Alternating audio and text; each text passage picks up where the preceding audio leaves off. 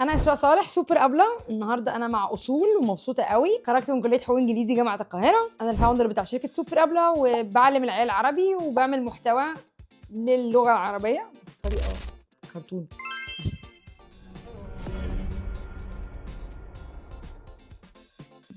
اول حاجه احنا مبسوطين قوي ان انت معانا النهارده. شكرا.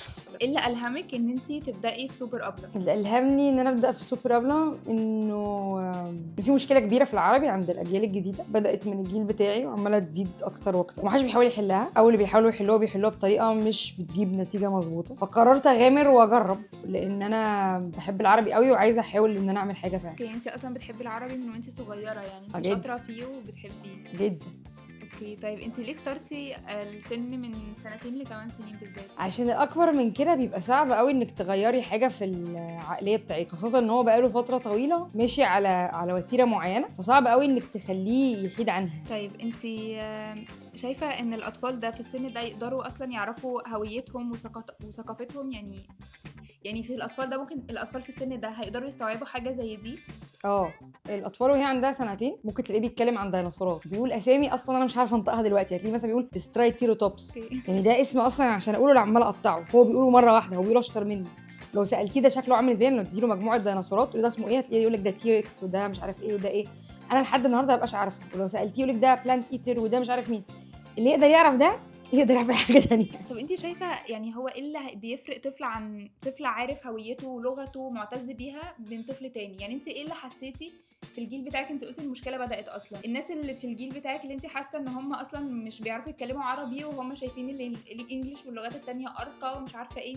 حسيتي ايه الاختلاف بينك وبينهم مثلا؟ لا، الاختلاف ما بيبانش في مرحله الطفوله، الاختلاف بيبان في مرحله المراهقه وعند الكبر. فلما بيكون في عارفه في مثل اسمه من شب على شيء شاب عليه، يعني لو انت اتعودتي على حاجه معينه بطريقه معينه بتكبري بتبقي فاهمه فيها اكتر وبتحبيها بشكل مختلف. لو احنا عايزين يبقى في انتماء للوطن او للاثار او للثقافه، الثقافه هنا هتبقى ليها علاقه بالاكل، ليها علاقه بالازياء، ليها علاقه بالكلام، ليها علاقه بالموروث، ليها علاقه بالاثار، ليها علاقه بحاجات كتير قوي. فدي اصلا في اكلات، يعني انا ممكن اقول لك 5 6 اكلات انا ممكن اراهنك انك ممكن تكوني مش عارفاهم، مع انهم اكلات مصريه وكانوا في الجيل بتاعي نوعا ما معروفين. يعني في ناس لحد النهارده ما تعرفش يعني ايه فول مقلي، ما تعرفش يعني ايه بصاره، ما تعرفش يعني ايه شلولو، ما يعرفوش يعني ايه بتاو، ما يعني في ناس اصلا مش فاكره، مش عارفه ايه الفطير المشلتت مثلا، ودي حاجه هي اسهل واحده في اللي انا قلتها. هل انت عارفه الاسامي اللي انا قلتها دي؟ انا عارفه الخبيزه. طبعا.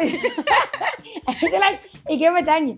بس مثلا دي كانت حاجات معروفه جدا، ان كان في ارتباط مثلا زمان بان الناس بتسافر البلاد بتاعت اهلها. يعني لو حد عايش في القاهره بس جده او جدته من بلد مثلا، فهو بيسافروا البلد، او اللي في البلد ده بيجي هنا.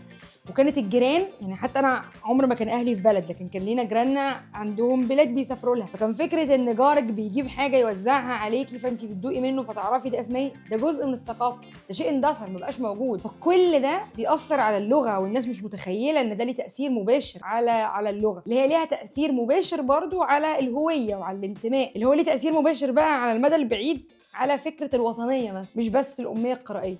انت ايه رايك في ان في ناس في سننا مش بيعرفوا اصلا يتكلموا عربي ولا يكتبوا عربي؟ يعني ما والله العظيم ده فضايح، يعني شيء حزين جدا. بس التاني هرجع واقول انه ده كان ليه اسباب كتير وهم صغيرين، منها المدرسه، منها ان الاهل ما خدتش بالها، ما حدش كان بيقرا معاه. بس خلاص يعني مش المفروض يبقى في شماعات. يعني لما حد يوصل ان هو وصل ل 20 سنه ما بيعرفش يقرا، دي مشكله كبيره جدا. لانه اذا انت ما بتعرفش تقرا وتكتب بلغه البلد بتاعتك، في حاجات كتير جدا ناهيك عن في حاجات كتير هتفوته، زي في فرص عمل معينه بتبقى طالبه ان انت تتكلمي عربي او تكتبي عربي، انت هتقلل من جزء كتير جدا من شغلك. وحتى لو بتعتمد على تشات جي بي تي، ما هو بيبان برضه، هتحط له ازاي الكوماند، حتى تقوله له، ما هو انت بتقول عربي وحش فهيكتب لك برضه بطريقه مش كويسه. ساعات برضه بحس ان ده ممكن ياثر على فهم تجاه اي حاجه بتحصل في البلد، سواء كانت قضيه وطنيه. صعب جدا ان الشخص ده يكون عنده هويه حقيقيه او ايديولوجيه حقيقيه. في الاخر انت لو سافرت بره وعشت بقيت حياتك وانت ما كانش عندك هويه حقيقيه، بتبقى عامل زي اللي بيرقص على السلم، لا انت منهم ولا انت من هنا. ما هو ايجيبت دي مش مصر برضه، فاهمه؟ ممكن تقولي لي الخطوات اللي خدتيها في ان انت تبداي سوبر ابله؟ الموضوع بدأ بالنسبه لي في البدايه خالص بفيديو وكاميرا، وافتح الكاميرا كنت بفتح اغني بقى هبل اعمل اي حاجه. بعدين لقيت الناس بتعجبها اللي انا بعمله، بدأ يبقى عندي فولورز بالالوفات. يعني بعدين ايه ده بجد، ما مش مثلا انا استذكى واكمل بقى واهتم، لا خالص. رحت موقفه بقى افكر طب انا عايزه اتعلم بيزنس ازاي، مش عارف ايه. فروحت جامعه القاهره وهي الجامعه اللي انا اتخرجت منها، وحضرت انكيوبيشن بروجرام او برنامج احتضان لتعليم اداره الاعمال يعني للشركات الناشئه، وهناك بقيت اعرف اكتر واتعلم اكتر على مدار 8 شهور. وكانت دي بدايه الخطوات الحقيقيه بتاعتي ان يبقى عندي شركه حقيقيه بتجيب فلوس، او ان انا اقدر اشتغل يعني في حاجه بحبها. طيب قولي لي منهج سوبر اب بيختلف ازاي عن المنهج التقليدي؟ المنهج التقليدي مش بيهتم بالصوت بقدر انه بيهتم بالاثراء او الثراء اللغوي عن طريق ان هو يقعد يعمل محصله بالكلمات والصوتيات. في ناس بتستخدمه وناس لا، يعني في ناس مدرسين لحد النهارده في ناس بتقول الالف وبعدين تقول للطفل اي او ب، حرف الباء با بي بو. انا ما بقولش اسم الحرف اصلا، انا بهتم ان مجرد ما يشوفه، بالذات انا بدرس مرحله مبكره يعني، ومجرد ما يشوف الحرف يعرف يطلع صوته عشان يقدر يقرا بيه. وبهتم ان احنا نقعد نزود اكتر على الكلمات اللي ليها علاقه بالحياه اليوميه للطفل، وفي نفس الوقت هي موجوده جوه القاموس. فالمنهج العادي او المنهج الوزاري بيستخدم كلمات هي تقريبا كلمات منقرضه. يعني لما اجيب طفل مثلا فاحط له في الالف كسر واقول له ابريق، هو اصلا ايه الابريق ده؟ يعني اصلا حاجه ولا هيشوفها ولا هيستخدمها ولا انا عندي 36 سنه، عمري في حياتي ما شفت الابريق ده غير مره في متحف، كان ابريق نحاس. ويعني حتى لو عديت جنبه ولقيتها مكتوبه وشفته تحتيها خلاص عرفنا الكلمه. بس طفل ايه اللي بقول له ان ده ابريق؟ يعني مش فاهم. الناس بتقول لي براد اصلا، يعني براد شاي، يقول ابريق. وغير بقى الاغنيه بتاعت انا ابريق الشاي، بس اللي هو مين عارف ان ده ابريق؟ وقيسي على ده كتير بقى. فده اصلا بيسبب حاجه اسمها اغتراب لغوي، وبيسبب انه الطفل يبتدي يحس ان هو ايه ده انا بدرس حاجه انا مش عارفها ومش فاهم ده ايه. في حين ان انا مثلا لو هو مع باباه ولا حتى راكب ميكروباص ولا راكب توك توك، شوف اشاره المرور دي حاجه بنفس الالف كسر. ابره الخياطه دي حاجه برضو وارد انه يشوفها في حياته اكتر من مره. فاحنا محتاجين دايما ان احنا لما بنحط كلمات بنحطها يكون ليها علاقه بالكلمات اللي ليها علاقه بالمعامله والحياه اليوميه للطفل، اللي ليها علاقه كمان بهويتنا المصريه. ففي كلام كمان جزء من التعليم بالحروف، بنتكلم على الاكلات المصريه، بنتكلم على الالوان بس من منظور الاكلات. فمثلا لو احنا هنعلمه الاحمر مثلا فبنوري له قد ايه هو ليه علاقه بالكركديه، ودي حاجه في عيال كتير قوي بتعيش وتموت وعارفه ان هو هي بس مش كركديه. بس قولي لي سوبر ابله بيساهم كمان في تعريف الاطفال بالثقافه المصريه زي القصص التراثيه والامثال الشعبيه؟ ساعات بنعمل حاجات شبه كده بس مش بالظبط، بس بنعملها في التانج تويستر اللي هي لويات اللسان، اللي هو عارفه مثلا من التراث الشعبي هو لويات اللسان. زي مثلا هديكي واحده مشهوره قوي اللي هي بتاعت عارفه ارنب انور في منورنا. في بقى واحده قديمه جدا اقدم منه اسمها خشب السقف خشب حبشي. جربي كده 10 مرات.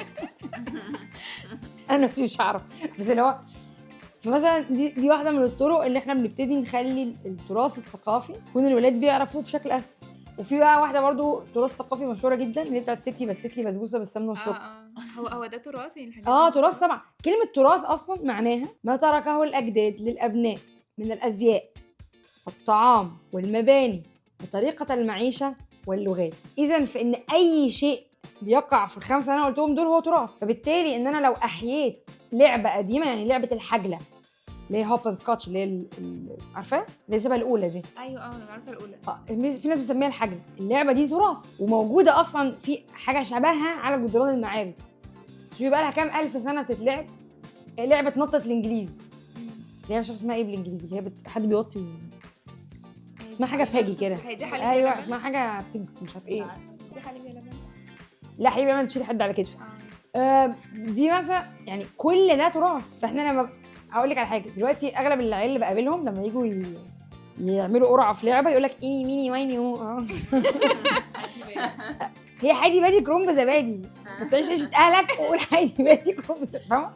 فانا بعمل عبيطه بقى اقول له ايه ده مش عارفه اني ميني مايني مودي. طيب نقول بقى حادي بادي كرومب زبادي. هم بقى بيقعدوا يضحكوا قوي على زبادي اللي بتخش في فاهمه؟ فدي حاجات مع انها صغيره جدا بس هي ليها علاقه بالتراث والثقافه بشكل واضح جدا، لازم اصلا يخش الاطفال. طب انت مش شايفه ان مثلا الاهالي بيفكروا من كونسبت ان الاطفال دي بعد 20 سنه اما تتخرج الشركات في الاغلب بتحتاج ان انت يبقى معاك لغات، مش فارقه بقى معاها اغلب الشركات كده؟ دي الاهالي النوفوريش هي بتفكر كده. الاهالي النوفوريش او الاهالي اللي هي اغلب اللي بيفكر بالطريقه دي هو للاسف جاهل. انا بقابل ناس معاها ماجستير ودكتوراه وجاهل. جاهل بمعنى ان هو ما قراش كتابين 3 على بعض، هو بيقرا كتب اكاديميه، وحتى ما بيقراش كتب اكاديميه ليها علاقه بابحاث بره ويطور وبتاع، لا هو عنده مقرر معين كان مقرر عليه في البحث العلمي اللي بيعمله او بتاع، خلصه وخلصنا. هو ما عندوش اصلا معرفه ولا درايه بالسوق شكله عامل ازاي، ولا يقدر عقله يكون متطور تطور كبير عشان يبقى مواكب للعصر، عشان يفهم بعد 10 20 سنه الوضع شكله عامل ازاي. فهو بيبص تحت رجليه، بيفكر في الجيل بتاعه. أزمة الجيل ده كانت إيه؟ اللي هي الجيل اللي اتولد في الثمانينات وأوائل التسعينات، إنه الناس اتخرجت من مدارس عادية، اكتشفوا إنه لأ ده لازم يكون عندك إنجليزي أو تعرف لغة أخرى زي الفرنساوي، أو إن اللي كان بيعرف إنجليزي أو لغات تانية بدأ يشتغل بفلوس أكتر. ومثلا في الجيل بتاعي انا قوي، يعني انا كنت في ثانويه عامه في 2006، فكان مشهور قوي في الوقت ده انه ايه ده، لا لازم تخش ألسن صيني او ياباني او كده. وفعلا في ناس ما شاء الله بقت بتشتغل وبتاخد ارقام كبيره جدا، بس يعني العالم عايش من غير الصين، والانجليزي قد يكفي والفرنساوي قد يكفي والعربي قد يكفي. بس هي الفكره في ايه؟ في ان لو انا اصلي جاي من لغه معينه واتبريت منها ورحت اتعلمت لغه تانية، انا فعلا لا هفلح لا في ده ولا في ده. طيب قولي لي بقى الصعوبه اللي واجهتيها في ان انت تجذبي الاطفال ان هم اصلا يتعلموا لغه عربيه. لا ما كانش فيه صعوبه خالص، لان اساسا زي ما قلت لك الصغير قوي ده سفنج، فهو اي حاجه بقول لك والله العظيم بيعرف يستري تيري توبس. شايفه الجمله عامله ازاي؟ يعني بجد لو انت قلت له عربيه مفخخه هيقول وراكي عادي جدا. انا فاكره مره كنت بلعب مع طفل صغير قوي، وقعدت اقول له قول كده ورايا استطلاع رأي. كان صغير خالص عنده سنتين، كان ابن واحده صاحبتي، وانا عماله اقول له استطلاع رأي. بعد شويه والله قالها، مامته نفسها تقول لي ايه ده لا صعبه قريتها غلط، بقول له مش عارف كان في برده كانت كلمه ايه، يعني ساعات بتلاقي كلمات انت بتهيأ لك انها احنا مش متخيلين الطفل ده يقدر يعمل ايه. طب انا هقول لك معلومه، الطفل ده لحد ما يتم 4 سنين او 6 سنين كمان، يعني في دراسات بتقول 4 في دراسات بتقول 6، يقدر يتعلم لحد 8 لغات. 8 لغات يتكلمهم لبلب، انت متخيله؟ لحد 6 سنين؟ يتكلمهم زي بعض، يتكلموا كانهم من اهل البلد. الانسان عامه لحد ما يتم 14 سنه لو عاش في بلد واتكلم بكلامها او بلغتها، يعني بيتكلمها از نيتيف تانج، يعني ما يبانش ان هو مش من بره البلد.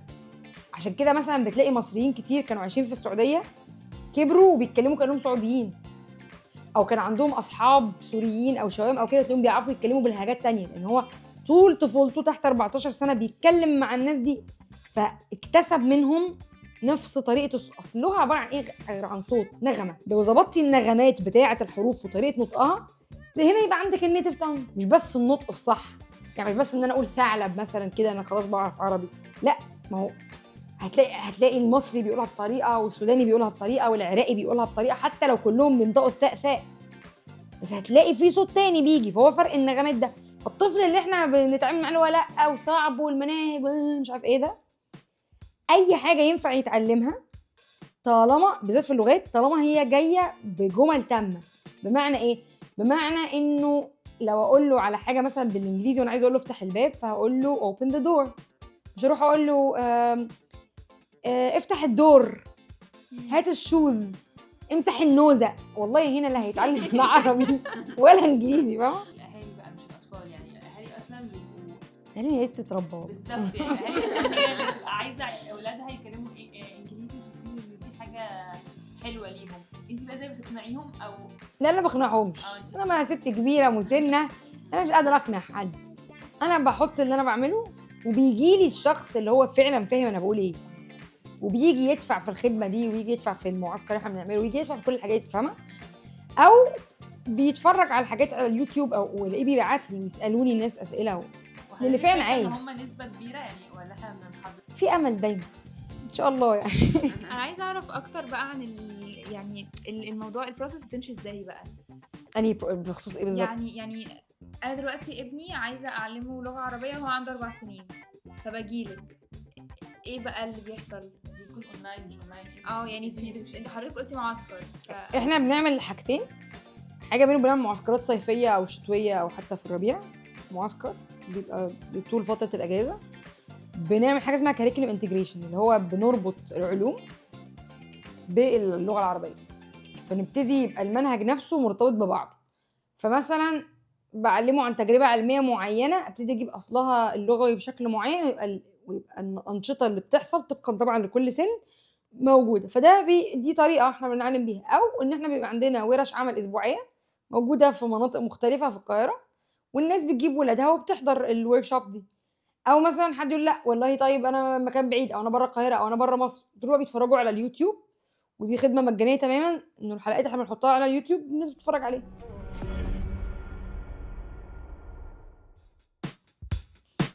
اصلك الحلفان على المليان غرمه، يعني انا فاهماه بس برضه اول مره اسمعه. يعني هو اصلا الاحصائيات بتقول حاجات مرعبه، يعني بتقول ان 57% من الاطفال في الوطن العربي كله ما بيعرفوش يقروا ويكتبوا بما يتناسب مع فئتهم العمريه. لا بجد اللعبه حلوه قوي بجد ايه ده، انا عايزه العب تاني. واو انا كنت مبسوطه قوي ان في سابواي في مانشستر. يعني فبالنسبه له بتكتبي عربي على الواتساب يا بيئه بيئه فعلا بالنسبه له بالظبط.